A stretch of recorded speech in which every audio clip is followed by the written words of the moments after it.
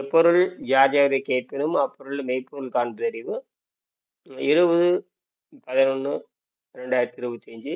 இது ஒரு தொடர்ச்சி வகுப்பு. அறிமுக வகுப்பு வேண்டுவோர் நீங்கள் அறிமுக கட்டணம் செலுத்திட்டு உள்ள வரணும். நிறைய பேர் அறிமுக வகுப்பு கேட்குறீங்க. அந்த கீழ்ப்படுதல் இருக்கணும். அறிமுக வகுப்பு எவ்வளோ வேண்டாம் இருக்கலாம். இது சாதாரண விஷயம் அல்ல. வைரத்திற்கு ஆசைப்படுவதை போல எல்லாரும் ஆசைப்படுறாங்க. நானும் கற்றுக்கணும், ஐயா உங்களை மாதிரி நானும் தெரிஞ்சுக்கணும். இதெல்லாம் வெறும் இந்த ஆர்வ கோளாறை தவிர இதில் நான் சொல்லக்கூடிய இந்த கட்டண விதிகளுக்கு உட்படுறவங்க மட்டும்தான் உள்ளே வரணும். ஏன்னா நீங்கள் நினைக்கிறீங்க வந்துட்டு எது 10 நாள் தெரிஞ்சுட்டு ஓடலாம்னு நினைக்கிறீங்க. 99 பேர் அப்படித்தான் நினைக்கிறீங்க. அது சாத்தியமில்லை. உங்களுடைய எண்ணம் எனக்கு புரிகிறது. இதெல்லாம் விளையாட்டை நினைக்கக்கூடாது. அந்த கீழ்ப்படிதல், உங்களுடைய பொருளாதார வசதி, அந்த தியாக மனப்பான்மை இருந்தால் மட்டும்தான் நீங்கள் ஆரோக்கியத்தை பற்றி கவலைப்பட முடியும். இல்லாட்டா யாரும் கவலைப்பட நானும் கவலைப்பட முடியாது. அதாவது என்ன சொல்றாங்கன்னா, ஒரு கல்வியை கற்றுக்கணும்னா உற்றிழி உதவியும் உருப்பொருள் கொடுத்தும் ஆசிரியருக்கு உதவியும் செய்து பொருளையும் கொடுத்து கற்றுக்க வேண்டும். அதுதான் உண்மையான கல்வின்னு தமிழ் மறை சொல்லுகிறது.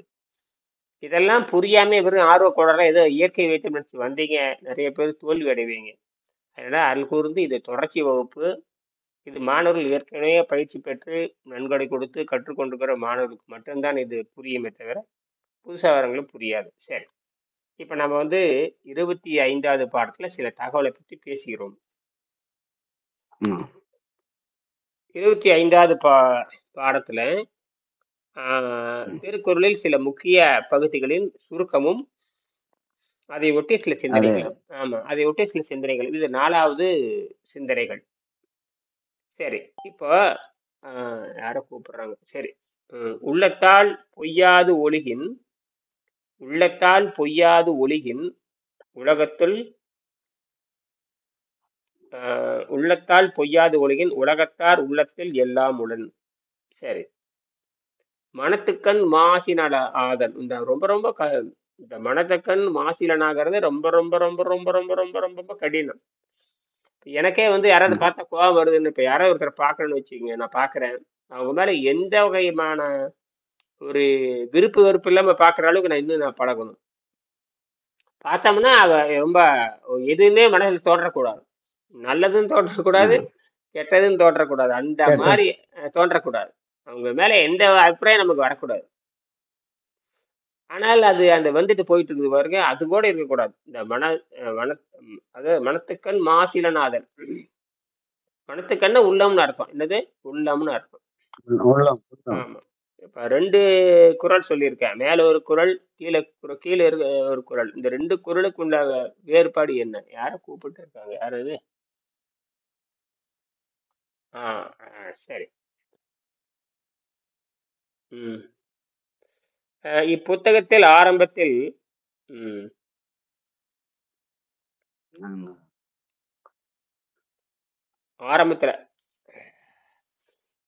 தொடக்கத்தில் பார்த்தீங்கன்னா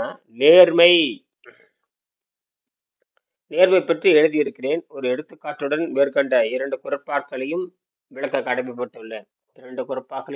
கடமைப்பட்டுள்ளேன். சரி, அது நேர்மையான என்ன? அதாவது 3ல நேர்மையா இருக்கணும். இந்த மனம், வாக்கு, காயம்னு சொல்லுவாங்க, கேள்விப்பட்டிருக்கீங்களா? மனம், வாக்கு, காயம். மனம்னா உள்ள, வாக்குன்னா சொல்றது, காயம்னா செயல்படுறது. செயல்படுறது. நான் எனக்கு என்ன புரிஞ்சுன்னா, காயம்னாக்க இந்த உடம்ப காயப்படுத்து. அது ரைட். காயமா அது காயம்ங்கிறது. காயம்னா அது பெரிய புண்ணு ஏற்படுறது காயம், அப்படி ஒரு அர்த்தம் இருக்கு. காயம்னா இந்த அது இல்ல, ஆன்மீகத்துல காயம் உள்ள காயம் தேகத்தை உடம்ப காயப்படுத்தி, காயனாக்க அதை ரெடி பண்ணி வச்சுக்கிறாங்க இல்லைங்க? ஆமா. உள்சுத்து சுத்தமா செஞ்சாலும் காயம். சரிதான். ஒரே நேரத்தில் சரிதான். அதுவும் சரிதான், இதுவும் சரிதான். அந்த இது இந்த மாதிரி சொல்றப்ப மனம், சொல்லு, செயல்னு அர்த்தம். மனதில் என்ன நினைக்கிறீங்களோ அதை சொல்லணும், அதன்படி செயல்படணும். மனதில் என்ன நினைக்கிறீங்களோ அதை சொல்லணும், செயல்படணும். அது மனம், வாக்கு, காயம்னு சொல்லுவாங்க. இந்த இடத்துல இப்படிதான் பொருள். மனம், வாக்கு கொடுக்குறீங்க. வாக்குன்னு என்ன சொல்றீங்க? வாயில சொல்றீங்க, சொல்றபடி சொல்றது. சொல்றபடி ம். செய்யணும். செய்யணும். ஆ நடந்துக்கணும். அந்த சொல்றபடி செய்தல் தான் இந்த இடத்துல காயம்னு பேரு. ம். உடலால் செஞ்சு காட்டணும் இல்ல. ஆமா. உடம்பால எப்ப செய்வீங்க? மனதால் சொல்லிடுறீங்க, மனதால் நினைக்கிறீங்க, வாயால சொல்லிடுறீங்க, உடம்பால செய்யணும். ஆ உடம்பால தான் செய்ய செஞ்சுக்கணும். முடியும். இப்ப நான் வந்து ஒரு பொருள் இப்படி இந்த புத்தகத்தை எடுத்து உங்க கையில குடுக்குறேன்னா, நான் மனதில் நினைச்சுக்கிட்டேன். புத்தகம் தர்றேன்னு சொல்றேன். ம். மனசுல நினைச்சுட்டேன். புத்தகத்த தர்றேன்னு சொல்றேன். உடனே புத்தகத்த குடுக்கணும்ல. ஆமா. அது யார் செய்வாங்க? உடம்பு தான் செய்யும். யார் செய்வாங்க? உடம்பு தான் செய்யணும். நான் உனக்கு புத்தகம் குடுத்துட்டேன். உனக்கு குடுத்தாச்சு அப்படின்னு சொன்னா சரியா போச்சா? செய்ய முடியாது. சரியா போச்சாங்கிறேன். இல்ல அது.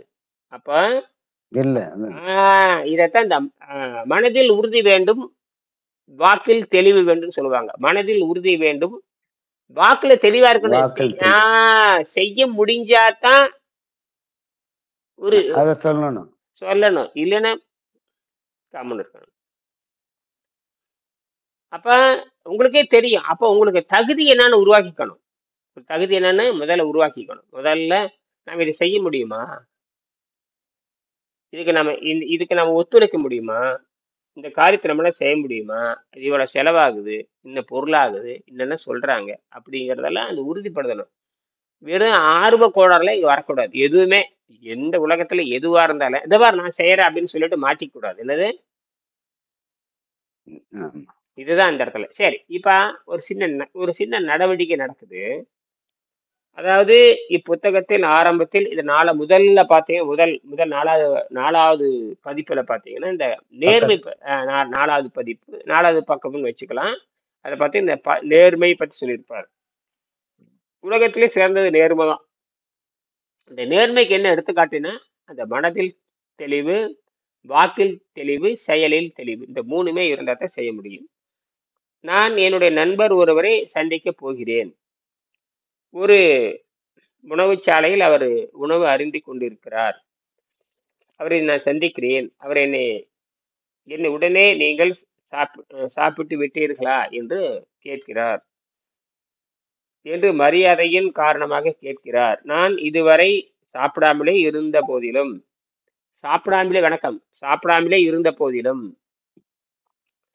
இருந்தபோது இப்போதுதான் உணவு சாப்பிட்டு விட்டு வருகிறேன் என்று நான் சொல்லிவிட்டு அவருடன் பொதுவான சில விஷயங்களை பற்றி சிறிது நேரம் பேசிவிட்டு விடைபெறுகிறேன். நான் ஒரு நண்பரை பார்க்க போறேன். உங்க ஏதோ ஒரு செயலுக்காக பார்க்க போறேன். அவர் ஏதோ இடத்துல சாப்பிட்டு இருக்காரு. அவர் சும்மா வாங்க சாப்பிடுங்க அப்படிங்கிறாரு. நான் நோன்புல இருக்கிறதுனால, விரதத்தில் இருக்கிறதுனால, உணவு பழக்கத்தை விட்டுட்டதுனால நான் உணவு பழக்கத்தை தொடுவதில்லை, உணவு பழக்கம் சாப்பிட்றதில்லை. உடனே என்ன சொல்றேன் அந்த இடத்துல, நான் சாப்பிட்டுட்டேங்க, எனக்கு அதெல்லாம் ஒன்றும் பிரச்சனை இல்லை, சாப்பிட்டுட்டேன்னு சொல்லிவிட்டு அவர்கிட்ட பேசிட்டு வந்துடுறேன். இங்க என்ன நடக்குது அப்படிங்கிறது கேள்வி. மேற்கூறிய சம்பவத்தில் நான் இப்போதுதான் உணவு சாப்பிட்டு வருகிறேன் என்று சொல்லியது வாயளவில் சொல்லிய பொய். நான் வந்த நோக்கம் என்ன? போன நோக்கம்னா அவர் ஒரு செய்தி கேட்க போறேன், அவ்வளவுதான். அது கேட்டு நான் வரணும். ஆனா அந்த நேரத்துல அவர் ஏதோ ஒரு செயல் செஞ்சுட்டு இருக்காரு. அப்ப அவர் அந்த செயலுக்காக அவர் கேட்கிறாரு. அப்ப அந்த இடத்துல அது முக்கியம் அல்ல. அவர்கிட்ட கேட்க வேண்டிய செய்தி கேட்டுட்டு வர்றேன். அதுதான் என் உள்ளத்திலே மனத்திலோ சொல்லப்பட்ட பொய் அல்ல. அதாவது அவர் சாப்பிடுன்னு சொல்றாரு, இல்ல நான் சாப்பிட்டுட்டேங்கிறேன். அவர் சில செய்திகள் கேட்டு வந்துடுறேன். அப்ப இந்த இடத்துல ஒரு மரியாதை நிமித்தத்துக்காக அவர் என்னை கேட்கிறார். நான் என்ன பண்றேன்? அவருக்கு செலவு வைக்கக்கூடாது. 2வது நான் பழக்கம் இல்லாதனால நான் அதை சாப்பிட்டேன்னு ஒரு பொய் சொல்றேன். இது எந்த விதத்துல யாருக்கும் பாதிப்பு இல்லை.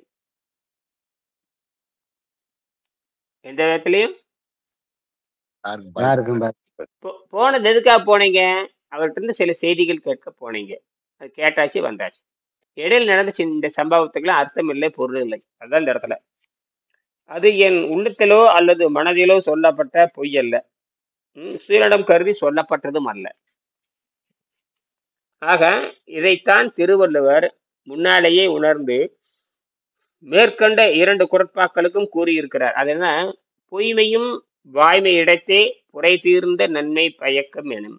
இந்த பொய்மை எழுதுற பொய் சொல்லுதல்னு அர்த்தம். எதுக்கு பொய் சொல்லணும்னா, ஒரு இடத்துல நன்மை நடக்குமாக இருந்தால் அந்த நேரத்துல நீங்கள் என்ன பண்ணலாம்? நன்மை பொய் சொல்ல. பொய் சொல்லலாம அர்த்தம். அப்படின்னா பொய் சொல்லான்னு அர்த்தம் என்னன்னு அர்த்தம்? அதுக்கு பொய்யே சொல்றதுன்னு அர்த்தம் இல்ல. அந்த இடத்துல தேவையில்லை. அந்த அந்த இடத்துல ஆஹ் அந்த அந்த இடத்துக்கு மட்டும் அந்த அப்போ. இடத்துக்கு மட்டும்தான் தேவையில்லை. இப்ப நம்ம ஒரு இடத்துல நீங்க போயிட்டு இருக்கிறீங்க, அந்த நண்பர் திடீர்னு குறுக்கிடுறான்னு வச்சுக்கோங்க, நீங்க அந்த இடத்த போய் பிடிக்கணும். அவர் ஏதோ விசாரிக்க போ இருங்க ஒரு நிமிஷம் நான் அப்படின்னு போய் சொல்லிட்டு போறேன், இருங்க ஒரு நிமிஷம் ஒரு அவசரமான ஒரு வேலை இருக்குன்னு பார்த்துட்டு வரேன்னு கடகன்னு போயிடுறீங்க. அவரு உங்களை சந்திக்க வரல, நீங்களும் அவர் சந்திக்க போகல, நீங்க போறது இலக்கு வேற. அவர் ஏதோ ஒரு கேட்கிற நான் டக்குன்னு சொல்லிவிட்டு போயிடுறான். போயிட்டு அந்த வேலையை முடிச்சுட்டு திரும்பி வந்தா ஏதோ இருந்தா பேப்பர் அது இது வந்து இயற்கையாக நடப்பது, இயல்பாக நடப்பது. இதுக்கெல்லாம் பொருள் கிடையாது. அப்ப அங்கெல்லாம் போய் சொல்லிட்டு போனோம். எல்லா இடத்துலயும் எங்க இப்போ எல்லாத்துக்கும் விவரம் சொல்லிட்டு போகணும்னு அவசியம் கிடையாது. சரியா? அது ஓகே. சொல்ற நேரமும் இல்லை உங்களுக்கு. நீங்க ஏதோ ஒரு முக்கியமான வேலை, இதெல்லாம் வந்து யதார்த்தம். ஆனால் பொய் இன்னைக்கு அப்படி இல்லை. இன்று வாழ்க்கையே பொய்யாகத்தான் இருக்கிறது. வெறும் உற்சாகத்தின் காரணமாகவே. அதனாலதான் ரொம்ப உதாரணத்துக்கு ஒண்ணுமே இல்லை. நான் வந்து தன்மின்கண் ஒரு சிறு சொட்டு நீரிலிருந்து மின்சாரம் எடுக்க முடியும். அது வந்து 3ஆ பிரியுதுன்னு சொல்லியிருக்கேன். இது சாதாரண விஷயம் அல்ல. மீறி மீறி போனா ஒரு 10 ரூபா செலவு. ஒரு மல்டிமீட்டர் மட்டும் இருந்தால் 10 ரூபா செலவுல கையிலேயே செஞ்சு காமிச்சிருவேன். நான் வந்து இப்ப இல்ல, சிறுசுல இருந்து ஆராய்ச்சிக்காக எதையுமே தியாகம் பண்றவன். என் மூளை சரின்னு சொன்னா அப்பவே செஞ்சு பார்த்துருவேன். அப்படித்தான் நான் இந்த இந்த கருவி செஞ்சது. இது நினைச்சு கூட பார்க்க முடியாது. வெங்கடேசன் கூட செய்ய முடியாது. இதையெல்லாம் வெங்கடேசன் கூட செய்ய முடியாது. 1.5 லட்சம் ரூபாய் செலவு பண்ணணுங்க. வெங்கடேசன் 10 பைசா. அவர் டிராயிங்ல தான் மன்னர். அவர் கருத்துல தான் மன்னர். கருத்து அவரு மாதிரி கருத்து, அவரு மாதிரி சிந்தனைகளை நீ நினைச்சு கூட பார்க்க முடியாது. அவர் வந்து ஒரு சிவில் இன்ஜினியர். ஆனால் மெக்கானிக்கல் இன்ஜினியர்ல கிட்ட வர முடியாது. மெக்கானிக்கல் இன்ஜினியர்லாம் கிட்ட வர முடியாது. இப்படி என்ன படம் எங்கிட்ட மட்டும் அவர் அவர் வரைஞ்ச படம் மட்டும் 50க்கு மேற்பட்ட படங்கள் எங்கிட்ட இருக்கு. நினைச்சு கூட பார்க்க முடியாது. 50க்கு மேற்பட்ட படங்கள். நான் இந்த ஈர்ப்பு விஷயம் பத்தி பல கேள்விகள் கேட்பேன். எனக்கு ஒண்ணுமே புரியாது. ஈர்ப்பு விஷயம் என்னன்னு நமக்கு தெரியாது. என்னடா ஈர்ப்பு விஷயம் கொஞ்சம் கொள்றாரு அப்படின்னு. அப்புறம் கேள்வி கேட்டு கேள்வி கேட்டு கேள்வி கேட்டு தான் ஓ அப்படிங்களா அப்படின்னு. அப்புறம் ஒரு கட்டத்துல ஒரு வட்டமான ஒரு படம் போட்டார். ஒரு வட்டமான ஒரு படம் போட்டு இப்படித்தான் கை வருது, இப்படித்தான் வருது சொன்னா அப்ப ஓரளவுக்கு எனக்கு புரிஞ்சுது. சரி, ஒரு சைக்கிள் இருக்குல்ல, சைக்கிள் ஸ்டாண்டு, சைக்கிள் இருக்குது, சைக்கிள் இருக்குது, மிதிவண்டி இருக்குது. ஒரு தடவை பெடல் பண்ணி அமுத்து விட்டீங்கன்னா அந்த சக்கரை வந்து ஒரு 10-20 தடவை சுத்தும். இதுதான் அடிப்படை. அப்புறம் மறுபடியும் அப்படியே ஓஞ்சி போயிடும். மறுபடியும் ஒரு அமுத்துனா மறுபடியும் இப்படி சுத்தும். அப்ப ஒரு அழுத்தத்துக்கு ஒரு 20 தடவை சுத்தும்னு ஒரு கணக்கு சொன்னார். அதே அப்பதான் கொஞ்சம் புரிஞ்சுது. அப்ப நீ படம் போட்டோம் சரின்னு. இதெல்லாம் வச்சுக்கிட்டு அப்படியே மண்டையில ஏத்திக்கிட்டே இருந்தேன். நான் இது வேற ஒருத்தர் 2-3 ஒருத்தர் சொல்லி பார்த்தேன். அவங்களே சொல்லி சரியா வரலன்ட்டாங்க. சரி இது ரொம்ப கஷ்டமாட்டு தெரியுது அப்படின்னு அப்படியே நான் கொஞ்ச நாள் விட்டுட்டேன். ஒரு 15, 16, 17 வருஷம் விட்டுட்டேன். அவரும் எங்கிட்ட சில குறிப்புகள்லாம் கொடுத்துட்டு மறைஞ்சிட்டாரு. அவருடைய கண்டுபிடிப்பு ஒரு நகல் எடுத்து வச்சிருந்தேன். இதெல்லாம் பழைய கதை. அப்புறம் இப்படியே இருக்கிறப்போ இந்த சளி தொந்தரவு காலம் வந்தது இல்லையா, அப்ப இருக்க யோசிச்சுட்டே இருந்தேன். மின்சாரத்தை அவர் கண்டுபிடிக்க சொல்லியிருக்காரு அப்படின்னு யோசிச்சுட்டே இருக்கேன். சரி இது என்னமோ சொல்றாரே செஞ்சுதான் பார்க்கலாம்னு. அப்போ வந்து இந்த பல இந்த கருவிகள், இந்த ஃப்ளைவீல்லாம் என்ன அது புரியுது நமக்கு. ஆனா இது இல்லாம வேற ஏதாவது ஒரு இயற்பியல் முறையில் ஒன்று செஞ்சு பார்க்கணும் அப்படிங்கிறப்ப அந்த கவன்கல் முறைன்னு என்ன, கையில அப்படி சர்ன்னு சுத்தி விடுவாங்க, பறக்கும். அப்ப குறைந்த சக்தியில் அதிக தூரம் கல்லை வீசி எறிகிறது அந்த கவன்கல் முறை. அது எப்படி குறைந்த சக்தியில் இவ்வளவு தூரம் போகும்? சக்தி குறைவா இருக்கணும், பொருள் பெருசா இருக்கணும், இதெல்லாம் சிந்திச்சேன். அப்ப இது படப்படன்னு படக்குன்னு செஞ்சாச்சு. மின்சாரத்தை எடுத்து பார்த்தாச்சு, வச்சாச்சு. இது வந்து ஒரு கிளாசிக்கல் மாதிரி. அதாவது இது வந்து செலவு அதிகம், ரிசல்ட் எடுத்தாச்சு. ஆனால் தொடர்ந்து ஓட்ட முடியுமா அப்படின்னா அதுக்கான சைடு எஃபெக்ட் நிறைய வந்துச்சு. தொடர்ந்து ஏன் ஓட்ட முடியலன்னா அது மோட்டாருடைய ஹை டெக்னிக் மோட்டார். இந்த ஹை டெக்னிக் மோட்டாருக்கு வந்து ஹை லோடு கொடுக்கக்கூடாது. ஆனால் ஆரம்ப கட்டத்தில் ஹை லோடு கொடுத்து பார்த்தேன். அப்போ வந்து ஒரு 10 நிமிஷம் ஒழுங்கா ஓடிச்சு. அந்த டெக்னிக்கல் கரெக்டே தவிர மோட்டாருக்கு அந்த தகுதி இல்லை. அதை நான் நினைச்சது சரி, தொடர்ந்து ஓட வேண்டும் என்ற நோக்கம் வந்து தொடர்ந்து 24 மணி நேரம் அந்த மோட்டார் ஓடணும். 40 டிகிரிக்கு மேல அது தாண்டக்கூடாது. எது இந்த மோட்டாரோட ஹீட்டு. இப்போ உடம்பு நம்ம தொட்டோம்னா அந்த 36 டிகிரி செல்சியஸ்லேயே இருந்துகிட்டே இருக்கணும். அப்பதான் நீங்க ஒரு வேலை செய்ய முடியும். இந்த உடம்பு திடீர்னு 50 டிகிரி போச்சு, என்ன தெரியுமா? மயக்கம் வந்துடும். என்னது? காய்ச்சல். மயக்கம். அல்லது திடீர்னு குளிர்ச்சியாச்சுன்னு வச்சுக்கங்க, உங்களுக்கு என்ன ஆகும்? வேலை செய்யணும். சில்லுட்டுன்னா அவ்வளவுதான், முடிஞ்சு போச்சு. அந்த மோட்டார் வந்து தகுதியற்றதா மாறிடுது. அப்பதான் தெரிஞ்சது, நம்ம செயல் சரிதான், ஆனால் அந்த மோட்டாருக்கு தகுதி இல்லைன்னு சொல்லிட்டு வேற ஆல்டர்னேட்டிவ் போனேன். மொத்தம் கணக்கு போட்டு பார்த்தா 1,50,000 செலவாச்சு. நான் மொத்தம் வெற்றி அடைஞ்சது 8 நிமிஷம் ஓட்டி வெற்றி அடைஞ்சு அதை பேடன்ட் பதிவு பண்ணிட்டேன். அதுக்கப்புறம் நிறைய மாடிஃபிகேஷன் பண்ணி கடைசியில் இந்த படத்துக்கு வந்து இது வந்து நான் இன்னும் செஞ்சு பார்க்கல. ஆனால் இதுதான் கரெக்ட். இதை நான் செய்யணும்னா இன்னைக்கு நான் செய்யணும் வச்சுக்க, எனக்கு 1,50,000 வேணும். இப்போ நான் செய்யணும் ஒரு 80,000 90,000 வேணும். இப்போ நான் அதை செய்ய நிறுத்திட்டேன். ஏன்னா நோக்கம் வந்து மின்சாரம் தயாரிக்கிறது. ஆமா, மின்சாரம் எங்கிருந்து வந்தாத்தான் என்ன? மின்சாரத்தை நமக்கு தேவை, பூமிக்கும் தேவை, விண்வெளிக்கு போனாலும் தேவை. அப்புறம் தான் அவர் எழுதி இன்னொரு குறிப்பு. அவர் வந்து தண்ணீரிலிருந்து மின்சாரத்தை பிரிக்கிற அவர் வேற ஒரு தொழில்நுட்பத்தை பயன்படுத்தி எழுதியிருந்தார். அவர் அந்த காலத்துல கண்டுபிடிச்சிருந்தார். அதை நான் ஆராய்ச்சி பண்ண ஆரம்பிச்சேன். அப்படி பண்ணி இருக்கும் பொழுதுதான் பல்வேறு 100க்கு மேற்பட்ட அப்படி மண்டையை போட்டு உலுக்கிட்டே இருப்பேன். தூங்கவே மாட்டேன், ஓடிக்கிட்டே இருக்கேன். டக்குன்னு எந்திரிப்பேன், பலாரம் செஞ்சு பார்ப்பேன். ஏன்னா எனக்கு தடை சேர்க்க யாருமே இங்க கிடையாது. என் துணை நான் என்ன பண்ற ஆராய்ச்சிக்கு யாரும் இடைஞ்சல் பண்ண மாட்டாங்க. ஏன்னா நான் தனித்து எங்கிற ஆளு. எங்க வீட்டுக்காரே எதுவுமே கோவிச்சுக்கிறதோ எதுவுமே கிடையாது. நான் பாட்டு எனக்கு எங்கிட்ட பணம் இருக்கு, நான் போவேன், பட்டறைக்கு போய் நான் பாட்டு செஞ்சுட்டு இருப்பேன். எந்த தடையும் இருக்காது. என் குழந்தைகளே வேடிக்கை பார்ப்பாங்க, என்னமோ பண்றாங்க. அவை சின்ன பொண்ணு கூட்டு போய் பயிற்சி கொடுத்துக்கிட்டே இருப்பேன். இப்படித்தான் நாம இறங்கணுமே தவிர, ஏன்னா இது யாருக்கும் சலிப்பு இல்லை. நான் பாட்டுக்கு முடிவு எடுப்பேன். தோல்வியே எனக்கு வராதுங்க, எனக்கு தோல்வியே வராது. அந்த அந்த செயல்படுறதுக்கு எல்லாமே கிட்ட ஒரு 15 நாள்ல 15 நாள்ல கண்டுபிடிச்சிடுவேன். எனக்கு இயற்கையாக ஒரு தன்மை, அது இயற்கை எனக்கு இருக்கிற ஒரு தன்மை. 15 நாள்ல கண்டுபிடிச்சிடுவேன். இப்படித்தான் செய்யுதுன்னு கண்டுபிடிச்சிடுவேன், யூகிச்சிடுவேன் அப்படியே. இப்ப கூட இந்த ஒரு சொட்டு தண்ணியிலிருந்து மின்சாரம் எப்படி வருதுன்னு ஒரு பெரிய உண்மையை ஒன்று கண்டுபிடிச்சிருக்கேன். இது நியூட்ரானுடைய வேலை தான் இது பண்ணுதுன்னு கண்டுபிடிச்சிருக்கேன். இந்த நியூட்ரான் தான் இந்த வேலையை பண்ணுது. ஆனா ஹைட்ரஜன் நியூட்ரான் கிடையாது. ஹைட்ரஜனோட பிறப்பு ஒன்று இருக்குது. ஹைட்ரஜன் 2 குட்டி போட்டிருக்குது. அந்த குட்டிக்கு பேரு D2 D3ன்னு சொல்லுவாங்க. அது பேர் கனநீர்னு பேர், ஹெவி வாட்டர்னு சொல்லுவாங்க. அது கற்பனையே பண்ண முடியாது. அந்த ஹெவி வாட்டர்ல எந்த உயிரும் வாழ முடியாது. அது வந்து அணு மின்சாரத்துல மட்டும், அணு உலையில மட்டும் பயன்படுத்துவாங்க. இப்ப நம்ம ஒரு சொட்டு தண்ணி வைக்கிறோம் இல்லையா, அந்த ஒரு சொட்டு தண்ணியில பாத்தீங்கன்னா பல கோடி துகள் இருக்கு. அதுல சில துகளுக்கு நியூட்ரான் இருக்குதுங்கிறது விஞ்ஞானம். அதுக்கு பேர் கனநீர்னு பேர். இந்த நியூட்ரானுக்கு ஹைட்ரஜனுக்கு தொடர்பு இருக்கு. ஏன்னா ஹைட்ரஜனுடைய ஒரு குழந்தை தான் அது.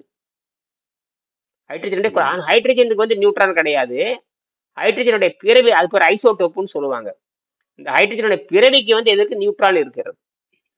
அப்போ நமக்கு வந்து என்ன கேட்டீங்கன்னா, மின்சாரம் வந்து பார்த்தீங்கன்னா 6 வோல்ட் வரும். நீங்க 10 வச்சு பார்த்துருப்பீங்க. பார்த்தீங்களா? பார்த்தேன். எத்தனை வோல்ட் வருது? அது இன்னும் கம்மியா வருது. அது உள்ள கம்பி டச் ஆகிற மாதிரி இருக்குது. ஒரு நேரத்துல டச் எடுத்து வந்து, ஆமா, உள்ள ஏதாவது உள்ள வந்து என்ன பண்றீங்கன்னா, ஒரு கெட்டியான பிளாஸ்டிக் உள்ள சொறி கொடுங்க. கெட்டியான பிளாஸ்டிக் காகிதம் இருக்கு இல்லையா, அது 2 தொடக்கூடாது. அது ஒண்ணு வச்சு சோதனை பண்ணி பாத்தீங்களா? ஒண்ணும் செய்யல. ஏன்? ஒன்னும் செய்யல. ஒரு 5 6 செஞ்சுக்கிறேன். ஒண்ணு செய்யுங்க. ஒண்ணு செஞ்சு சும்மா தொட்டு பாருங்க, மின்சாரம் வந்ததே இல்லையா? வருது. எவ்வளவு வருது? அது கம்மி 0.6 வருது. அவ்வளவுதான், 0.6 தான் வரும். கரெக்ட் தான், எல்லாத்துக்கும் 0.6 தான் வரும். இது மாறவே மாறாது. எனக்கு 0.6 தான் வரும். அது கரெக்ட். அப்ப நீங்க செஞ்சது சரிதான். அதுக்குள்ள என்ன பண்ணுங்க, ஆஃப் ஆயிடுது. ஆமா, இது என்ன? ஆமா, 2 டச் எப்படி? இதான கரெக்ட். அப்ப டச் ஆகாம இருக்கு என்ன பண்ணணும் நீங்க? உள்ள ஏதாவது உள்ள ஒரு பிளாஸ்டிக் காகிதம், கெட்டியான பிளாஸ்டிக் காகிதம் இருக்கு இல்லையா, தகடு மாதிரி இருக்கிற பிளாஸ்டிக் நல்ல சின்னதா வெட்டி உள்ள வச்சு விட்டுருங்க. உள்ள வச்சுட்டு நடுவில் வச்சு விட்டுருங்க. அது 2 தொடாது. புரியுதா? புரியுது. இந்த மாதிரி 2 வைங்க. 2 வச்சா 1.2 வரணும், 3 வச்சா 1.8 வரணும், 4 வச்சா 2.4 வரணும். அப்படியே பெருக்கிட்டே போகணும். எப்படி? 10 வைக்கணும். 10 வச்சீங்கன்னா 6 வோல்ட் வரணும், 2 மில்லி ஆம்ப் வரணும். சரியா? ஓகே. அப்படி கரெக்டா தான் வந்துட்டீங்க. இப்ப அது அந்த ஒண்ணு மட்டும் எடுத்து செக் பண்ணி எனக்கு படம் போட்டு விடுங்க. ஏன் தாமதப்படுத்துறீங்க? சரி, சரி. செஞ்சதை அனுப்புங்க. ஏன் இது என்ன எவ்வளவு பெரிய விஷயத்தை செஞ்சிருக்கிறீங்க, கண்டுக்காம விட்டீங்க? ஏன் சந்தேகம் கேட்கல நீங்க? இப்ப இல்ல கேட்கும் அதுல தானே சார். டச் ஆகுது இல்லைங்களா? சரி. இதெல்லாம் கேட்க ம். வேண்டாம். நீங்க என்ன வாட்ஸ்அப் இருக்குது, அதை ஏன் செய்யல? வாட்ஸ்அப் பயன்படுத்தி ஏன் நேர்ல கேட்கறீங்க? வாட்ஸ்அப்ல போட்டா நான் பதில் சொல்றேன். எத்தனை ஆயிரம் வீடியோ போட்டிருக்கேன். ஒண்ணுமே இல்லாத வேலை. இந்நேரம் செஞ்சு படம் 1/2 மணி நேரத்துல செஞ்சு 1/2 மணி நேரத்துல விளக்கு எழிஞ்சிருச்சு காமிச்சிட்டு வேலை முடிஞ்சு போச்சு, அப்புறம் நிறுத்துங்கன்னு சொல்லிடுவேன். சும்மா கவனிச்சுட்டு இருங்கன்னு சொல்றத போய் இந்த 8 நாள் பண்ணிட்டீங்களே. ஆ? அது எவ்வளவு ஒரு உண்மையை உலகத்துக்கு தெரியாம போயிடுச்சே. ம். சரி, 0.6 வோல்ட் வந்ததுங்க, இந்த மாதிரி வச்சு பார்த்தேன், ஒண்ணு செஞ்சு பார்த்தேன். ஒண்ணு செஞ்சா போதும். அப்புறம் தான் முதல்ல ஆ. ஒண்ணு ஒழுங்கா வருதுன்னு பார்க்கணும், அப்புறம் 2 ஒழுங்கா வருதுன்னு பார்க்கணும். இடையில முட்டுதுன்னு சொல்றீங்க இல்லையா? இந்த முட்டுன்னு சொல்ற ஏன் கேள்வி கேட்கல? முட்டை எப்படி வரும்? டச் இல்ல ஆனா இல்ல வராது. அதுக்கு ஒரு வயர் இருக்கு. ஒயரா? வேற எதனாச்சும் ஒரு பிளாஸ்டிக் பிளாஸ்டிக் பேப்பர் எதனா ஒண்ணு ஆமா, அட்டாச் ரெண்டு பண்ணணும். எங்க 2 ஸ்லீவ் மாதிரி அடிக்கணும் இல்ல? 2 தொடக்கூடாது இல்லையா? ஆமா, ஆமா. ரெண்டுமே மின்சாரம் கடந்து வெளியே வருது. 2 முட்டினா எப்படி வேலை செய்யும்? அப்ப அந்த 2 ஸ்லீவ் அடிக்கணும். அது நடுவில் ஒரு பிளாஸ்டிக், கெட்டியான பிளாஸ்டிக் தகரமாட்ட ஒரு பிளாஸ்டிக் காயத்தை போட்டு 2 பிரிச்சு விட்டுற வேண்டியது ரெண்டையும். பிரிச்சிடணும். ஆஹ் இதெல்லாம் நான் செஞ்சிருக்கேன். இதெல்லாம் செஞ்சு இருக்குது. ஆஹ் விளையாட்டு கிடையாது, சிம்பிள் தான். ஏதோ கெட்டியான கவர் இருக்காதான், காகிதம் இருக்குல்ல, கெட்டியா இருக்கணும். உள்ள ம். சொருகிட்டோம்னா 2 தடுத்துக்கும், ரெண்டும் சேராது. ரொம்ப சரி. எளிமை, செஞ்சிருங்க. அது ஒரு பெருசா இல்லை, அது பழைய கிளாஸ் கெட்டியான காயமா இருக்கணும். அப்பதான் அந்த வளையாம இருக்கு. கொலன்னு சும்மா பிளாஸ்டிக் ஏதோ போடக்கூடாது. கெட்டியா இருந்ததுன்னா தகடு மாதிரி இருக்கணும், அவ்வளவுதான். அப்படி ஆ. நின்றுச்சு, 2 பிரிச்சுக்குது, அப்படி நின்னுக்கும். சாதாரண பிளாஸ்டிக், கெட்டியான பிளாஸ்டிக் போடும், ஃபிலிம் கெட்டியா இருக்கணும், வளையக்கூடாது. புரியுதா? ம். ஓகே. சரி. இது நீங்க செஞ்சு பாருங்க, நீங்க வரும். இப்ப 0.6 வருங்கிறது சரி, அவ்வளவுதான் வரும், அதுக்கு மேல வராது. ஏன்னா நீங்க வச்சிருக்கிறது ஒரு செம்பு கம்பியும் ஒரு இரும்பு கம்பியும் தான். இதுக்கு 0.6 வரும். அப்ப 10 ஒண்ணு செஞ்சாச்சு, 2 செஞ்சு பார்த்தா வரணும், 3 செஞ்சா வரணும், 4 செய்யணும், அதுக்கு மேல வராது. 6 செய்றீங்க சரியா? இந்த 10 செய்றீங்க, 5 ஆ. செஞ்சாவே 6 செஞ்சாவே வேலை செய்ய ஆரம்பிச்சிடும். ஏன்னா இது குறைஞ்சபட்சம் ஓகே. 2.2 வோல்ட், 2.3 வோல்ட், கிட்டத்தட்ட ஒரு 2.5 வோல்ட் தேவைப்படுது. பயங்கர பவரா எரியும், உடனே சல்லுன்னு அப்படியே குறைஞ்சிரும். 6 வோல்ட் வரைக்கும் உற்பத்தி ஆக ஒரு எல்இடிக்கு 6 வோல்ட் தேவையில்லை. பயங்கர பவரா எரிஞ்சு டக்குன்னு அப்படியே பழையபடி 2 வோல்ட்டுக்கு போயிடும். எடுத்த உடனே மறுபடியும் 6 வோல்ட்டுக்கு போகும், உடனே டக்குன்னு குறைஞ்சிரும். அப்ப வேகமா மின்சாரத்தை உற்பத்தி பண்ணி வேகமா மின்சாரம் செலவு பண்ணும். ஆச்சரியம், நம்பவே முடியாது. எத்தனை தடவை பண்ணாலும் வேகமா உற்பத்தி ஆகும், வேகமா செலவு பண்ணும், வேகமா உற்பத்தி ஆகும். அப்ப என்னன்னு தெரிஞ்சு போச்சுன்னா, இழந்த மின்சாரத்தை மீட்டுக் கொள்கிறதுன்னு தெரிஞ்சு போச்சு. மீட்டுட்டு உடனடியே விடுதல்னு தெரிஞ்சு போச்சு. இது ஃபாஸ்ட். இது வந்து யாரு பண்றாங்கன்னு பார்த்தா இந்த நியூட்ரான் தான் இந்த வேலையை பண்ணுது. ம். எரியறதெல்லாம் நமக்கு புரிஞ்சு போச்சு. இதுக்கு காரணம் கண்டுபிடிச்சு சொல்லணும். ஏன்னா உலகத்துல நான் தான் முதல் இதை அறிவிக்கிறேன். நியூட்ரான். ஆனா ஹைட்ரஜன் நியூட்ரான் கிடையாது, ஆக்சிஜன் நியூட்ரான் இருக்கு. இதெல்லாம் வந்து அணுவை பத்தி படிக்கிறது ஒன்றும் பெரிய விஷயமே கிடையாது. இந்த அணுவை பத்தி படிக்கிறது ரொம்ப எளிமை. எலக்ட்ரான், நியூட்ரான், புரோட்டான், இதன் செயல்பாடு என்ன எல்லாரும் சொல்லிட்டானுங்க. எலக்ட்ரான் ஒண்ணு இருக்குது, கண்டுபிடிச்சிட்டானுங்க. அப்புறம் புரோட்டான் ஒண்ணு இருக்குது, கண்டுபிடிச்சிட்டானுங்க. நியூட்ரான் ஒண்ணு இருக்குது, கண்டுபிடிச்சிட்டானுங்க. ஆனால் 2 செயல்பாட்டை பத்தி பேசுறானுங்க. எலக்ட்ரானுடைய செயல்பாட்டை பத்தி பேசி நோபல் பரிசு வாங்கியிருக்கானுங்க. அப்புறம் புரோட்டானுடைய செயல்பாட்டை பேசி வாங்கியிருக்கானுங்க. நியூட்ரானுடைய செயல்பாட்டை ஒரு பெண்ணு சொல்லியிருக்காங்க. அவங்கதான் அணுகுண்டை எப்படி பிளக்கிறதுன்னு கண்டுபிடிச்சாங்க. இப்ப நான் அணுவை சிதைக்கிறது, ஒரு பொருளை சிதைக்கிறது கண்டுபிடிச்சாங்க இந்த அம்மா. இப்ப நான் சொல்றது ஆக்கத்துக்கு கண்டுபிடிக்கணும். கண்டுபிடிக்கணும். அதுதான் நியூட்ரான். அந்த நியூட்ரான் வந்து என்றது எப்படின்னா, என்றது மின்சார உற்பத்தி தானாவே புலந்துருச்சுன்னு பாருங்க. தானாவே புலந்துருச்சு, ஆ. தானாவே சேருது. இது யார் நடக்கிறது? தானாவே புழக்கிறதுங்கிறது அணுவுல தான் சாத்தியம். தானாவே புழக்கிறதுங்கிறது அணுவுல தான் சாத்தியம். தண்ணியில எப்படிங்க நடக்குது? தண்ணியில ஆமா. எப்படி நடக்குது? இதுக்கு எந்த விளக்கையும் எவனும் சொல்ல முடியாது. நீங்க அதுதான் ஒரு சொட்டு தண்ணியில் எப்படி நடக்கும்? ஆஹ் நாம படிச்சு இப்ப இருக்கிற நடைமுறை பாடத்திட்டத்துல தண்ணியில இருந்து மின்சாரத்தை எடுக்கவே முடியாதுன்னு தான் சொல்லுது. என்னது? மின்சாரத்தை எடுக்கவே முடியாது. எடுக்க எடுக்க ஒரு சொட்டு தண்ணியில இருந்து குறைந்த தண்ணீர், அது தண்ணீர்னு வச்சுக்கோ, சுத்தமான நீர்னு வச்சுக்கலாமே, சுத்தமான நீர் இருந்து மின்சாரத்தை எடுக்க முடியாதுன்னு தான் சொல்லுது. அல்லது மின்சாரத்தை எடுக்க முடியும், எடுக்க முடியாது ஒரு வரையறை கூட இங்க கிடையாது. ஒரு தண்ணீரை பற்றி முழு முழு வரலாறோ முழு புரிதல் எதுல கிடையாது இப்ப இருக்கிற இது தெரியாம வளர்றது எல்லாருமே. நிறைய பேர் அறிவாளிகள் மாதிரி வளர்றது. ஏன்னா நீங்க செஞ்சு பார்த்துட்டீங்க, நீங்க வேணும் கேட்டு பாருங்க. அப்படி நீங்க கேள்வி கேட்கலாம், நீங்களே ஒரு இன்ஜினியர் கேட்கலாம், எங்க சுத்தமான ஒரு சொட்டு தண்ணியில இருந்து எதுவுமே தண்ணியில எதுவுமே கிடையாது, தண்ணியில எதுவுமே கிடையாது, அதுல இருந்துங்க எப்படிங்க 0.6 வோல்ட் வரும்னு கேட்டு பாருங்க. இன்ஜினியர் முழிப்பான், திருத்துருதுன்னு முழிப்பான். நீங்க சொல்லலாம் அதுலங்க தண்ணியில எதுவுமே இல்லை, வெறும் தூய தண்ணீர், நான் வச்சிருக்கிறது ஒரு செம்பு கம்பி இரும்புக்கா, தண்ணியில கரையாது. செம்பு கம்பி தண்ணியில, செம்பு தண்ணியில கரையுமா? கரையாது. இரும்பு தண்ணியில கரையுமா? கரையாது. சுத்தமான தண்ணி அப்படியே இருக்கும். அதெல்லாம் கரைஞ்சி காணா போறதுக்கு 1 லட்சம் ஆண்டு ஆகும். செம்பு காணா போறதுக்கு 1 லட்சம் ஆண்டு ஆகும். அதெல்லாம் இருந்துட்டு போகுது. அப்ப எந்த வகையான வேதியுமே அங்க நடக்கல. எந்த வகையான வேதி, இது அலுமினி வச்சுட்டே ஒண்ணுமே நடக்காது. அலுமினி வச்சுட்டு கரை 100 வருஷம் 1000 வருஷத்துக்கு கரையாது.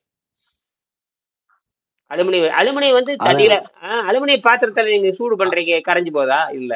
சமையல் பண்றீங்க, கரையுதா? இல்ல. எதுவுமே நடக்கிறது இல்லையே. இன்னைக்கு அலுமினிய பாத்திரம் இல்லைன்னா உலகமே இயங்காது. அலுமினிய பாத்திரம் இல்லைன்னா உலகமே. இந்த மேல இபி காரங்க வயர் போடுற அந்த வயர் கூட எடுத்து போடலாம். எல்லா அலுமினியம் தான். ஆமா, அது அலுமினியம் தான். எல்லாம் அலுமினியம் தான். மோட்டாருக்கு வர காயில் லைன் தான் அலுமினியம் தான். எல்லாம் அலுமினியம் தான். அலுமினியம் சன்னமா இருந்தா போதும், அவ்வளவுதான். நீங்க செம்பு கம்பி வச்சிருக்கீங்களா? அவ்வளவுதான். இப்ப என்ன இரும்பு கம்பி தான் வச்சிருக்கீங்க, அது அப்படியே வைங்க, இதே தான் அதுலயும் வரும். ரிசல்ட் ஒண்ணுதான். அது கரையவே கரையாது. இது ஒண்ணாகாது. இது போதும். இது நிரூபிக்கிறதுக்கு இது போதும். நிரூபிக்கிறதுக்கே இது போதும். இது போதுங்க. இது வச்சுட்டு இது போதும், அவ்வளவுதான். இதுக்கு மேல என்ன தேவையில்லை. நீங்க வந்து தண்ணி மின்சாரம் வருதா இல்லையா? அப்ப நீங்க யோசிச்சு பாருங்க. வெறும் தண்ணி வச்சிருக்கீங்க, சாதாரண தண்ணீர், எப்படிங்க மின்சாரம் வரும்? யாரு தள்ளி விடுறாங்க?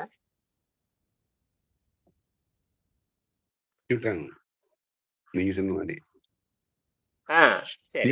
இப்ப சாதாரணமா, பொதுவா சாதாரணமா மின்சாரம் வருது அப்படின்னா அதுக்கு என்ன தேவை? இப்ப சாதாரணமா மின்சாரம் வருது, அதுக்கு என்ன தேவை? எப்படி மின்சாரம் தயாரிக்கிறாங்க உங்களுக்கு தெரியும் இல்லையா? என்ன ஃபோர்ஸ் கொடுக்குறாங்க? என்னென்ன ஃபோர்ஸ் பயன்படுத்துறாங்க சொல்லுங்க. கைனடிக் ஃபோர்ஸ் பயன்படுத்துறாங்க. என்ன அதுக்கு என்ன கைனடிக் ஃபோர்ஸ்க்கு என்ன கொடுக்குறாங்க சொல்லுங்க. கைனடிக் ஃபோர்ஸ்னா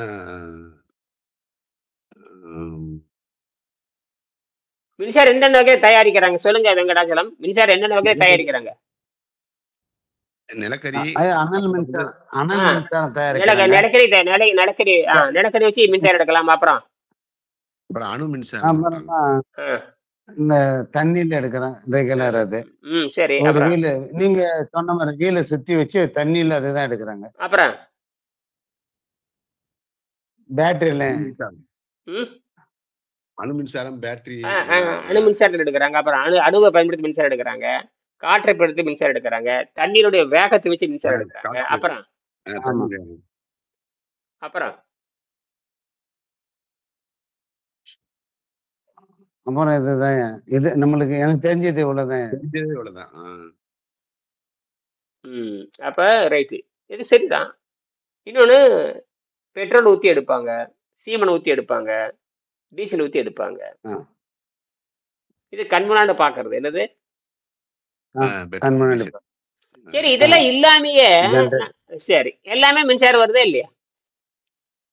ஆமா. நீங்க எதுவுமே பண்ணவங்க தண்ணியில இருந்து எப்படி மின்சாரம் வருது?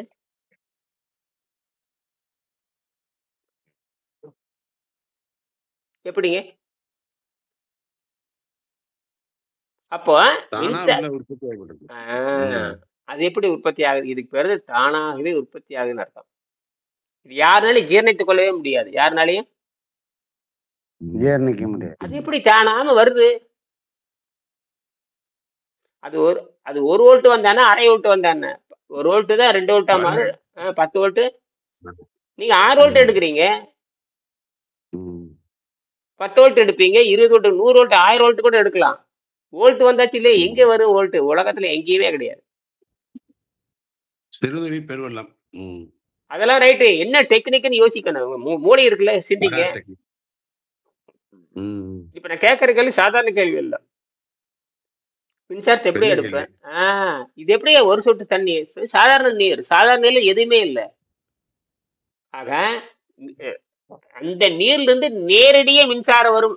இப்போ நீங்க நீங்க நீர்ல இருந்து மின்சாரம் எடுக்கிறாங்கன்னா நீருடைய வேகத்தை பயன்படுத்துவாங்க, கீழே பீச்சிட்டு வரும். அது கோடிக்கணக்கில் செலவாகும். ஒரு வோல்ட் எடுக்கணும்னா கூட கோடிக்கணக்கில் டிசைன் பண்ணி தான் வரணும். ஒரு வோல்ட் மின்சாரம் வருது, வீட்டுக்கு ஒரு 10 வோல்ட் வருதுன்னு வச்சுக்கோங்க. அது எவ்வளவு வேலை சேர்ந்து பல கோடி ரூபாய் செலவு பண்ணித்தான் அந்த மின்சாரம். நீங்க எதுவுமே இல்லாம ஒரு தண்ணி வச்சு மின்சாரம் எடுத்து காமிச்சிட்டீங்க. இந்த சாதாரணமா? இந்த சாதாரண விஷயமே கேட்கறேன். அதே மின்சாரத்தை இங்கே எரியுது, அதே எல்இடி எரியுது, இதுல எல்இடி எரியுது. அதுலயும் எல்இடி மட்டும் இல்லைன்னா என்ன இந்த விஷயத்தை நான் கண்டுபிடிச்சிருக்க முடியாது. எல்இடி என்பது கண்டுபிடிச்சு ஒரு 50 வருஷம் இருக்கலாம், 40 வருஷம் இருக்கலாம். அதுக்கு முன்னாடி என்னன்னே தெரிஞ்சு யாருக்குமே தெரியல. எல்இடி மட்டும் இல்லைன்னா நான் உங்களுக்கு இதை இவ்வளவு நியாயமே பேசியிருக்க மாட்டேன். ஏன்னா எல்இடிங்கிறது அது உயர் தொழில்நுட்பம். அது வெளிச்சத்தை மின்சாரமா மாற்றக்கூடியது. என்ன வெளிச்சம் வருதோ அதுக்கு பேர் லைட் எமிட்டிங் டயோட்னு பேர். லைட்டை மின்சாரம் மாற்றக்கூடிய தன்மை எல்இடிக்கு இருக்கு. அப்ப மின்சாரம் உற்பத்தி ஆகுதுன்னு தெரிஞ்சு போச்சு. யார் உற்பத்தி பண்றாங்கன்னா தண்ணீர் தான் உற்பத்தி பண்ணுது. இதை சொன்னா எவனு நம்ப மாட்டான். இவனு செல்ஃப் ஜெனரேஷன் அது இல்ல. இப்பதான் வர்றீங்க. இப்ப ஜெனரேட்டர் நம்ம என்னத்தை உற்பத்தி பண்றன்னு அர்த்தம். அப்ப தண்ணீர் தான் ஜெனரேட்டராக மாறுதுங்கிறது தான் விஷயமே. சரி, இப்ப அதெல்லாம் இருக்கு. இந்த தண்ணீர் தான் ஜெனரேட்டரா மாறுதுன்னா இதுக்கு முன்னாடி என்னென்ன சொன்னீங்களோ அது பூரா இந்த தகுதி இருக்கு. இது என்னென்னவோ சொன்னீங்க இல்லையா? காற்றுல இருந்து மின்சாரம் எடுக்கலாம், அப்புறம் இன்னும் என்னமோ சொன்னீங்க, அணு மின்சாரத்தை எடுக்கலாம். எல்லாமே சுத்த ஒரு டைனமா வேணும். எல்லாத்துக்கும் அடிப்படையில அப்படி சுத்தருக்கு டைனமா இருக்கணும். இங்க டைனமாவும் கிடையாது, ஒண்ணும் கிடையாது. என்னது ஒண்ணு டைனமா எல்லாம் எதுவும் இல்ல. எப்படி மின்சாரம் வரும்? அப்ப இதுக்கு பேரு சுய இயக்கம்னு பேரு. சுய இயக்கம். அப்ப செல்ஃப் ரொட்டேஷன். அப்ப செல்ஃப் ரொட்டேஷன் எங்கே வருதுன்னு கேட்டீங்கன்னா அணுவுக்குள்ளேயே ரொட்டேஷன் இருக்கு. அணுவுக்குள்ளேயே ரொட்டேஷன் ஆயிட்டே இருக்குது கண்டினியூஸா. கண்ணுக்கு தெரியுதா? தெரியாது. பார்க்க முடியும். அதுக்கான டிவைஸ் இருக்கா? இல்ல. அதுக்கான டிவைஸ் இருக்கா? இல்ல. இல்ல அசம்ப்ஷன் தான். Thought experiment. என்னது? சரி, தாட்டுனா சிந்தனை. எப்படி நிரூபிப்பீங்க? நிரூபிச்சிட்டீங்களா?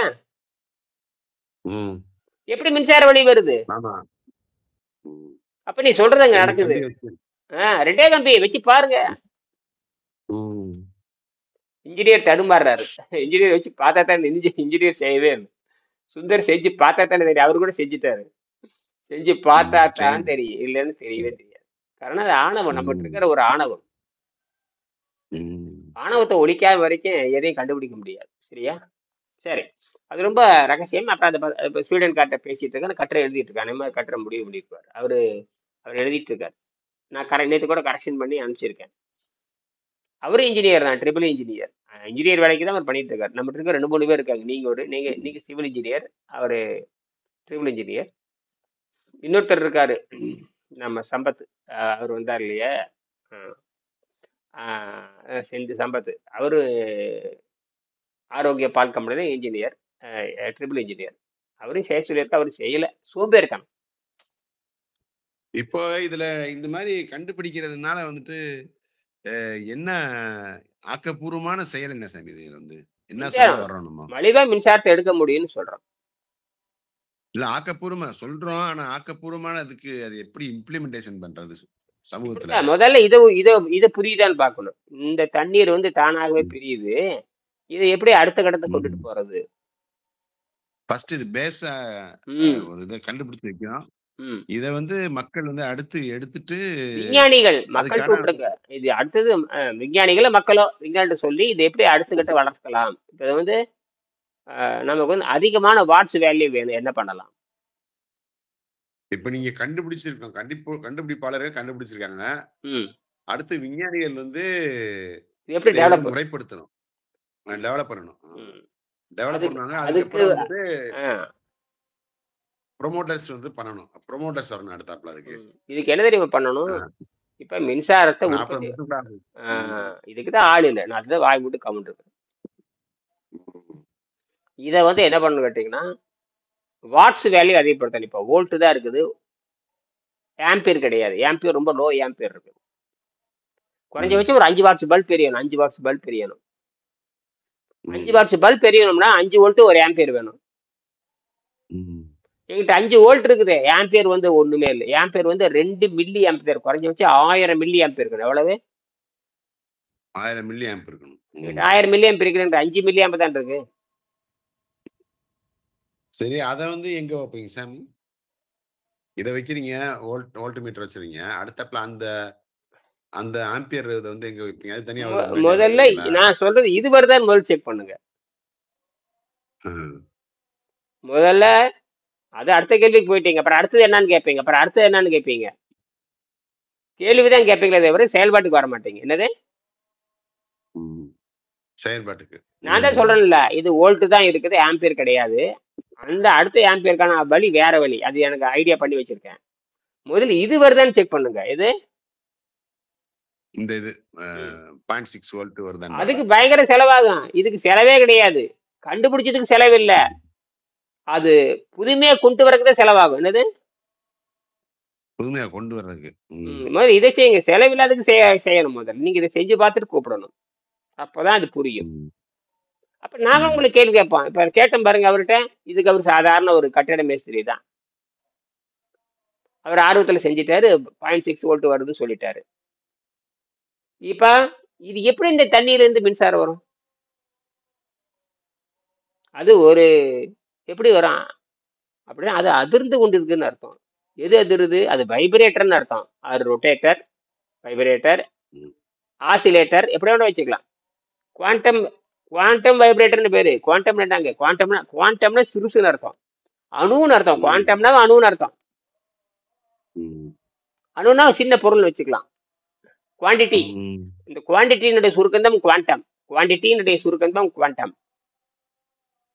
அது எப்படி வேலை செய்யுங்கிறதான் வேலை. அது எப்படி வந்து வேலை செய்யும்னு சொன்னா பொதுவா சொல்லுவாங்க, அது அலை மாறி வேலை செய்யும், துகள் மாறி வேலை செய்யும். சரி, அலையாவும் அதிர்கிறது, துகளாவும் அதிர்கிறது, இப்படி கூட வச்சுக்கலாம். அது அப்படியே செயல்பாட்டில் கொண்டு வரலாம். அலையாக அதிர்கிறது, அலை அதிர்கிறது. கடல் அலை அதிர்றதுல இல்லையா?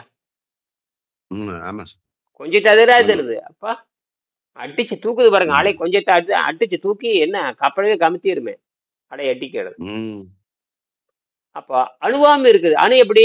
எலக்ட்ரான் அணு அப்படியே நடுங்குது. இதெல்லாம் நடுங்கிறனாலதான் அதுக்குள்ளே மறைஞ்சிருக்கிற ஒளி வெளி ஒளியாருங்க. அதுக்குள்ள ஒளிஞ்சிருக்குதுங்க. எதுக்குள்ள ஒளிஞ்சிருக்குது? அந்த அலைக்குள்ள, அந்த தண்ணிக்குள்ள, அலைக்குள்ள, அணுக்குள்ள நேரம். அப்ப அணுக்கு வந்து கூட டக்குன்னு அணுவுக்கு போயிருங்க. அணுக்குள்ள அணு, அந்த எலக்ட்ரான் ஒரு அணு தான், புரோட்டானும் ஒரு அணு தான், நியூட்ரானும் ஒரு அணு தான். இதெல்லாம் ஒரு மொத்த பொருளுடைய 3 துகள்கள். இந்த மாதிரி 200 துகள் இருக்கு, அதை விட்டுருங்க. அடிப்படை துகள் 3. எலக்ட்ரான் ஒரு துகள் இருக்குது, நியூட்ரான் ஒரு துகள் இருக்குது, புரோட்டான் ஒரு துகள் இருக்கு. இந்த 3மே அதிர்கின்ற பொழுது அது மறைந்து இருக்கிற போட்டான்கிற ஒளி வெளி ஒளியாறது. இதுதான் அடிப்படை. இதை கண்டுபிடிச்சவனுங்க ஐரோப்பாக்காரன் கண்டுபிடிச்சிட்டானுங்க. என்ன பண்ணுங்க, கண்டுபிடிச்சிட்டானுங்க தாட் எக்ஸ்பெரிமெண்ட்லயே. இப்போ அணுருடைய வடிவத்தை வந்து 4-5 வடிவத்தில் இருக்குது. கடைசியே வந்து நீல்ஸ் போர் வடிவம் வந்தாச்சு. நீல்ஸ் போர் அது ஃபைனலாக வருது. அதுக்கு முன்னாடி ரூத்தர் போர்டு வடிவம், நிறைய வடிவம் இருக்கு. அதெல்லாம் அடிப்படை. அப்புறமா இப்போ நீல்ஸ் போர் வடிவம் வந்து இறுதியாக வருது. குவாண்டம் எஃபெக்ட்ல வந்தாச்சு. எங்க வேணாலும் எலக்ட்ரான் எங்க வேணாலும் இருக்குங்கிற மாதிரி கொண்டு வந்துட்டானுங்க. எலக்ட்ரான் இங்கதான் இருக்குன்னு சொல்லவே முடியாது, எங்க வேணாலும் இருக்கும். அதுக்கு ஒரு ஊதாரி மாதிரி சுத்திக்கிட்டே இருக்கும். இதான் விஷயமே. அதனால நாம் இந்த அணுவை பற்றி ஆழமாக பேசியிருக்கோம். இந்த இடத்துல பேசுவோம். அப்போ இந்த இடத்துல பொய் சொல்லக்கூடாதுன்னு எழுதணும். பொய்யாமை, பொய்மையும் வாய்மையிடத்தை புரைதேர்ந்த நன்மை பயக்கும் மேற்கண்ட குரலில் புரிதிருது என்ற சொல்லை கவனிக்க வேண்டும். தமிழில் அத்தைக்கு மீசை முளைத்தால் சித்தப்பா. தமிழ்ல அத்தைக்கு மீசை முளைத்தால் சித்தப்பா. அத்தை ஆம்பளையா இருந்தா அது வந்து சித்தப்பா ஆகும். ஆனா நிச்சயமா அத்தை வந்து ஆம்பளையா மாற போறது இல்ல. அத்தை வந்து நாமளே மாறப்படுறது கிடையாது. அதாவது அத்தைக்கு மீசை முளைத்தால் சித்தப்பா, அத்தை ம். சிற்றப்பா ஆக முடியாது என்பதே அப்பழமொழியாகும். அதுபோலவே ம். பொய்மையும் வாய்மை ஆக முடியாது. பொய் என்பது வாய்மை ஆகாது. ம். பொய் ம். பொய் தான். இந்த இடத்துல ம் இந்த இடத்துல ம் என்பது வள்ளுவரின் கருத்தாக கொள்ள வேண்டும். புறங்கூறி பொய்த்து இந்த இடத்துல பாருங்க, புறங்கூறி பொய்த்து உயிர் வாழ்தல், புறங்கூறி பொய்த்து உயிர் வாழ்தலின், பொய் சொல்லி உயிர் வாழ்றதை விட செத்து போலான்னு எழுதுறாரு. என்னது? செத்து போலாம். ரொம்ப கேவலமானது. இன்னைக்கு 100க்கு 100 பேர் இன்னைக்கு இருக்கிற அரசியல் வாழ்க்கை, மதம் மதம் பூரா பொய் தான். ம். அது அழகா பொய்யின்ட்டாரு திருவள்ளுவர். இந்த வள்ளலாறு ஒரே அடியில எல்லாம் ஆதியில் உரைத்த பொய்யின்ட்டார். ம். மதமே பொய்ன்னு சொல்லிட்டாரு. மதமே பொய். ஆதியில் உரைத்த பொய். உலகத்தில் தோன்றிய முதல் பொய்ய ஆதியில் உரைத்த, அதாவது உலகத்தில் மதம் தோன்றதே பொய்ன்ட்டு எடுத்தார். எல்லாம் குழப்பம்தான். நீங்க புத்த மதத்தில் நிறைய குழப்பம் இருக்குது, சமண மதத்தில் நிறைய குழப்பம் இருக்குது, எல்லாத்துலயும் குழப்பம் இருக்குது. அதனாலதான் வள்ளுவர் வந்து கடைஞ்சி எடுக்க சொல்றாரு. கடைஞ்சி எடுத்து வெண்ணெய். அதனால நம்ம என்ன பண்ண, சித்தர்கள் தான் கரெக்டா வெளியே வருவாங்க. நம்மள சித்தர் வெளியை சேர்ந்தவங்க. அதனால மதம் நமக்கு தேவையில்லை. மதம் நமக்கு தேவையில்லை. மதம் குழப்பமாகுச்சே. புத்த மதம் தெளிவுன்னு யார் சொன்னாங்க? புத்த மதத்துக்கு சில கொள்கைகள், சமண மதம் நல்லதுன்னு சொல்ல, அதுல இருக்கிற சில அதுல இருக்கிற சில கொள்கைகள் என்னது, அதுல இருந்து வர்றது. அதுல இருக்கிற சில கொள்கைகள் அதுல நல்லது. அப்ப நாம என்னன்னா, நீங்க இப்படிதான் புரிஞ்சுக்கணும். புத்த மதம் நல்லதுன்னு பேச வேண்டாம், எதுவுமே நல்லதுன்னு பேச வேண்டாம், எது கெட்டதுன்னு பேச வேண்டாம். அதுல இருக்கிற சிறப்புகள் என்ன, என்னது சிறப்பு, அதை மட்டும் தான் எடுத்துக்கணும். அதை மட்டும்தான் எடுத்துக்கணும். எடுத்து நீங்க என்ன பண்றீங்க, கலந்துக்கிறீங்க. இங்கதான் எப்பொருள் யார் யாரை கேட்புன்னு வள்ளுவர் எழுதுனார். இந்த மாதிரி தகுதி, இந்த மாதிரி திறமை, இந்த மாதிரி நமக்கு வழிகாட்டுறவ யாருமே இருக்க முடியாது. திருவள்ளுவர் மாதிரி முக்காலத்திலே இருக்க முடியாது. நீங்க பெரியார் சொன்னாரு, அதெல்லாம் விட்டு தள்ளுங்க. யாருக்கு என்ன பெரிய தமிழ் ஆராய்ச்சி பண்ணாங்க எல்லாருமே? யாரும் ஆராய்ச்சி பண்ணாம உடனே இருக்கானுங்க எல்லாருமே. தமிழ் மொழியில் இருக்கிற இலக்கியங்களே ஆராய்ச்சி பண்ணாம சும்மா மேலோட்டமா அது அப்படி இப்படின்னு சொல்லிட்டானுங்க. நீ திருக்குறள் ஆராய்ச்சி பண்ணியா? திருமுதல் உனக்கு என்ன தெரியும்? உனக்கு நாமளே 2000 வருஷம் ஆராய்ச்சி பண்றோம். நாமளே 2000 வருஷமா ஆராய்ச்சி பண்ணிட்டு தமிழ் இலக்கியவாதிகளே திருமந்திரத்தை ஆராய்ச்சி பண்ணல. எந்த ஒரு தமிழ் இலக்கியவாதியும் திருமந்திரத்தை ஆராய்ச்சி பண்ணவே கிடையாது. தேவநாய பாவலரும் சரியே, மறைமலை அடிகளும் சரியே, மிகப்பெரிய தமிழுக்காக சேவை செய்தவங்க. ஆரோக்கியத்தை பத்தி சிந்திக்கவே இல்லை யாருமே. ஆரோக்கியத்தை பத்தி சிந்திக்கவே இல்லை. சொத்தை தின்ட்டு போயிட்டாங்க. அதேதான். அந்த முட்டாள்தனம் அதான் பண்ணிட்டாங்க. தமிழ் வாழ்க்கைன்னு சொல்லிட்டு போனாங்க. அதெல்லாம் உண்மைதான். ஆனால் தமிழ்ல என்ன இருக்குன்னு கண்டுபிடிச்சவர் வெங்கடேசன் தான். அதனாலதான் ஆரோக்கியம் தாங்க அடிப்படை. அதான தேவையே. அதுவே இல்லாம நீ வந்து தமிழ் கத்தி என்ன பண்ண போற? பரிணாமத்துக்கு அதான தேவை. பரிணாமத்துக்கு அடுத்த பரிணாமம் என்ன சொல்றவனுக்கு நோய். பசி தாகத்தை கட்டுப்படுத்துறதுக்கு சாதாரண விஷயமா? அது பிறவி நோய். இது அதை கட்டுப்படுத்துறத நீங்க ஆரோக்கியமா இருக்க முடியும். 100 ஆண்டு ஆரோக்கியமா இருக்கு. செலவில்லாம வாழ்றது எப்படி? செலவில்லாம வாழ்றது. செலவு செய் தனக்குத்தானே வைத்தியம் பண்ணிக்கிறதா இயற்கை முறை. எல்லாமே எல்லா விலங்குகள் இருந்து எல்லாமே தனக்குத்தானே வைத்தியம் பண்ணிக்குது. தனக்குத்தானே வைத்தியம் பண்ணிட்டே தான் இருக்குது. ஆமா, நீங்க பண்றல தெரியல. தெரியல. நிறைய செஞ்சுக்கலாம். புறங்கூறி பொய்த்து உயிர் வாழ்தல் வேண்டின் சாதல் அறங்கூறும் ஆக்கம் தரும். இந்த குறளில் கவனியுங்கள், திருவள்ளுவர் பொய்மையை எந்த உருவத்திலும் ஒப்புக்கொள்ள மாட்டார். வள்ளுவத்தை வள்ளுவர் வழியோடு மட்டுமே ஒப்புக்கொள்ள வேண்டும். வள்ளுவத்தோடு மட்டுமே ஒப்பு நோக்கி நாம் உண்மையை உணர வேண்டும். உண்மையை வள்ளுவத்தை வள்ளுவருடைய குறள் இருக்கு இல்லையா, எடுத்து போட்டு பார்க்கணும். ஒரு குறளை வைத்து முடிவு செய்யக்கூடாது. என்னது, எல்லாத்தையும் அங்கங்க எடுத்து பார்க்கணும். எடுத்து பார்த்து அந்த ஒப்புமைன்னு சொல்லுவாங்க. ஒப்புமை பாக்குறது, இது எப்படி சொல்லு, இது எப்படி சொல்றதுன்னு பாக்குறது. பார்த்து இதுதான் வந்து ஒரு அனலைசர்னு சொல்லுவாங்க. அனலைஸ் பண்றது, அதாவது ஆராய்ச்சி பண்றது.